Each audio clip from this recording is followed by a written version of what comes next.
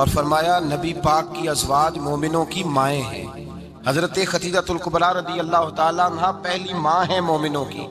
حضرت خدیجہ الکبریٰ رضی اللہ تعالیٰ عنہ اس دور کے اندر جس دور میں ابھی اسلام نہیں آیا تھا، ابھی پردے کے احکام نہیں آئے تھے، ابھی عورتوں کے بارے میں وہ سارے احکامات نازل نہ ہوئے تھے جس کی پابند ایک مسلمان خاتون ہوتی ہے، اس زمانے میں بھی حضرت خدیجہ الکبریٰ پردے کی پابند تھی۔ اس دور کے اندر بھی حضرت خدیجہ الکبریٰ سچ بولا کرتی تھی۔ اس دور کے اندر بھی جناب خدیجہ الکبریٰ کے مزاج میں نفاست تھی۔ بہت بڑے تاجر کی بیٹی تھی، بہت بڑے، اور باپ کے انتقال کے بعد حضرت خدیجہ نے خود تجارت سنبھالی، خود۔ یہ کیسی تاجرہ ہے جو کبھی گھر سے باہر نہیں نکلی؟ یہ کیسی تاجرہ ہے جنہوں نے کبھی جا کے کسی آدمی کے ساتھ گفتگو نہیں کی؟ یہ کس قسم کی تجارت پیشہ خاتون ہے جو کبھی مارکیٹ اور بازار نہیں گئیں؟ لیکن مکے میں جن کا مال سب سے زیادہ بکتا تھا وہ حضرت خدیجہ الکبریٰ ہے۔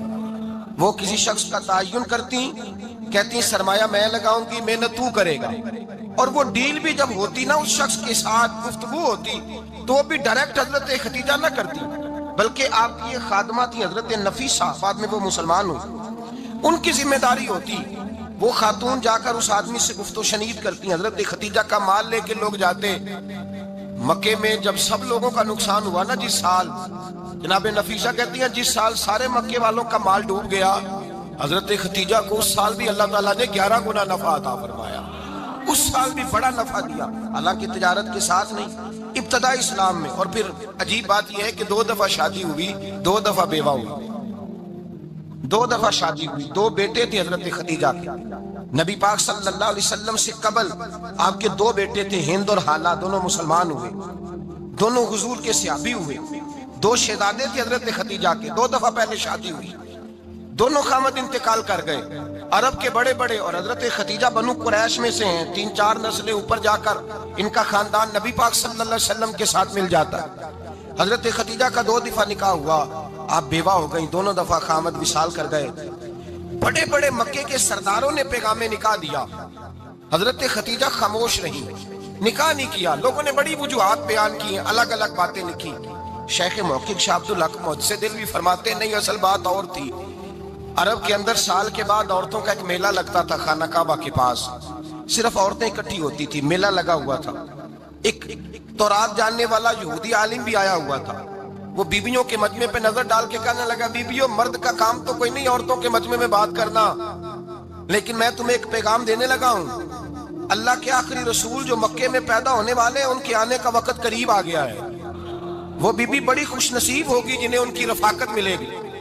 عورتوں نے جب دیکھا کہ مرد آ گیا عورتوں کے میلے میں تو انہوں نے ڈانٹا، جھڑکا، کہا چل اٹھا اپنی کتابیں اور نکل جا۔ حضرت خدیجہ کہتی ہیں باقیوں نے ڈانٹا پر میں نے بات پلے سے باندھ لی، میں نے پلے سے باندھ لی اور میں انتظار کرنے لگی کہ اللہ کرے وہ نصیب میرے ہی ہو، اللہ کرے مقدر میرا ہی کھلے۔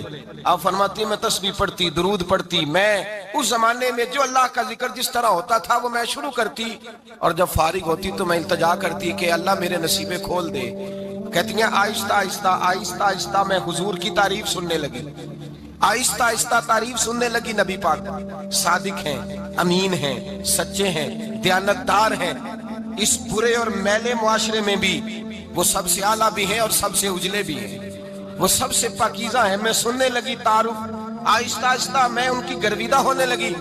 ادھر نبی پاک صلی اللہ علیہ وسلم اپنے چچا جناب ابو طالب کے پاس رہتے تھے، قحط آ گیا، حالات بگڑ گئے۔ حضور سید عالم صلی اللہ تعالی علیہ وسلم سے چچا کہنے لگے بیٹے اگر مال تجارت لے کے شام جاؤ تو بڑا نفع کماؤ گے، ہمیں ضرورت بھی ہے، اور اگر ہو سکے تو خدیجہ کا مال لے کے جاؤ۔ اور نبی پاک نے کہا چچا میں نہیں کہوں گا کسی سے جا کے، میں نہیں کہتا کسی سے جا کے، جو میرے نصیب میں ہوگا میرا رب خود عطا فرمائے گا، میں نہیں کہوں گا۔ مصطفیٰ نے تو نہیں کہا۔ حضرت خدیجہ رضی اللہ تعالیٰ عنہ کہتی ہے میں نے خود اپنی خادمہ کو بھیجا، میں نے کہا جا کے پوچھو تو صحیح کہ میرا مال قبول ہوتا بھی ہے کہ نہیں، پوچھو۔ نبی پاک صلی اللہ علیہ وسلم سے پوچھا، حضرت خدیجہ کی خواہش ہے کہ آپ مال لے کے جائیں، حضور نے قبول کر لیا۔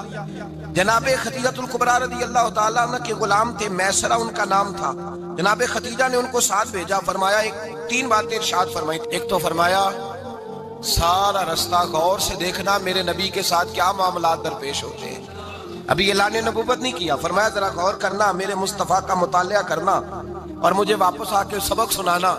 وہ جو تم نے چہرہ بددعا کی تلاوت کی ہو ذرا مجھے واپس آ کے سنانا. جنہاں نے دل پر جانی ڈٹھا ہو اکھیاں ہی تک لیاں, تو ملے ہوں تے ساجن ملیا ہوں ناساں لگ پئیاں, ذرا جا کے نا تلاوت کرنا اور مجھے دکھ. اور دوسرا فرمایا تم میرے غلام ہو تو مصطفیٰ کے بھی غلام بن کے رہنا. میں سنتی ہوں کہ کردار کے, افکار کے, نظریات کی عظمت کے بلند و بالا, وہ جیسے کہیں ویسے کرنا.